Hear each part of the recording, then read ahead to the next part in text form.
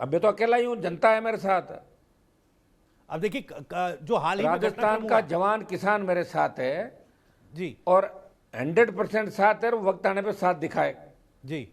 अब देखिए कांग्रेस के कोई नेता साथ जी खड़ा नहीं हुआ जब निर्मल चौधरी की गिरफ्तारी हुई, अभिमन्यु पुनिया की गिरफ्तारी हुई। आपने लगातार बातें कही, लेकिन कांग्रेस नेताओं को नसीहतें देते आप नजर आए कि भाई देखिए आप सोशल मीडिया से बाहर आइए, बाहर निकलिए। तो आखिर क्यों ग्राउंड पर कांग्रेस नेता अपने भी नेताओं के लिए नहीं खड़े होते दिख रहे हैं?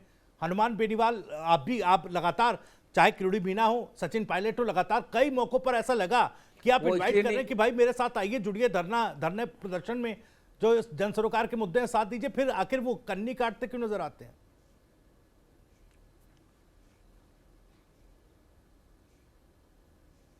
अब उनके अलग अलग स्टाइल है जी। दो दो तरह के नेता होते हैं जी एक नेता वो होते हैं किसी बात को छेड़ते हैं और छोड़ देते हैं, और एक नेता वो होते हैं जो बात को ख़त्म करते हैं। मैं उन नेताओं में हूँ जो बात को पकड़ता हूँ और पूरी ख़त्म करता हूँ, चाहे मैं खुद ही ख़त्म क्यों ना हो जाऊँ। और सचिन पायलट ऐसे नेता जो मानेसर गए वापस आ गए, और केवड़ीलाल जी बात को छेड़ते हैं और उसके बाद दूसरे मामले में चालू हो जाते हैं। अब दोनों के बारे में इससे ज़्यादा मैं नहीं कह सकता। डॉक्टर साहब के साथ मैं सड़कों पर लड़ा हूँ, मुझे अकेला छोड़ के डॉक्टर साहब वसुंधरा जी गोदी में बैठ गए थे जाके। जी ठीक है सर। हनुमान साहब, ये एक चर्चा है, देखिए सोशल मीडिया पर और जो राजनीतिक गलियारों में चर्चा चलती है, मैं उसके लिहाज से यह सवाल पूछ रहा हूं। जब आपने एक शक्ति प्रदर्शन के तौर पर किया, तमाम लोगों को इकट्ठा कर लिया हाल ही के दिनों में, जी उसमें यह लगा कि कहीं ना कहीं कांग्रेस बैकडोर से हनुमान बेनीवाल को सपोर्ट कर रही है। जी खुलकर कांग्रेस सामने नहीं आ रही, लेकिन बैकडोर से सपोर्ट कर रही है। कांग्रेस का बस नहीं चल रहा है। अभी जो उपचुनाव हुए थे राजस्थान में, तो बैकडोर कौन सा होता है? हमारा तो यही समझ, हमने तो एक ही डोर देखा बैकडोर। हमने तो कभी न तो बैकडोर से किससे बात की और न बैकडोर हमने कभी रखा, और न हम दोगली बात कभी करते हैं। ये कांग्रेस बीजेपी के नेता जरूर करते हैं, मैं तो नहीं करता कभी भी। जी ठीक है। एक सवाल ये कि नई जो एक पीढ़ी के नेता, युवा नेता जो उभर रहे हैं, उनसे बातचीत होती है क्या? हनुमान बेनीवाल के साथ वो प्रदेश की सियासत में जुड़ते नजर आते हैं क्या? चाहे रविंद्र सिंह भाटी हो, राजकुमार राउत हो।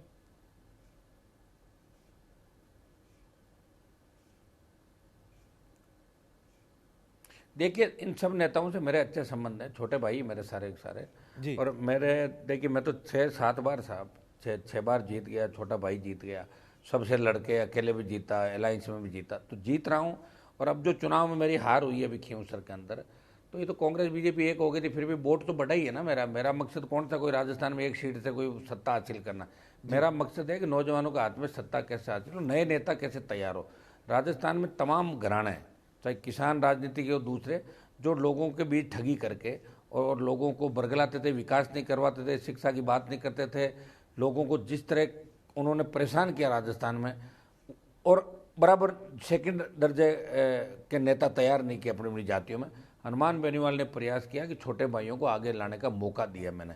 हाँ, मुझे छोड़ के लोग भाग गए होंगे, ये बात दूसरी है, लेकिन बहुत से नए नेता राजस्थान में तैयार किए।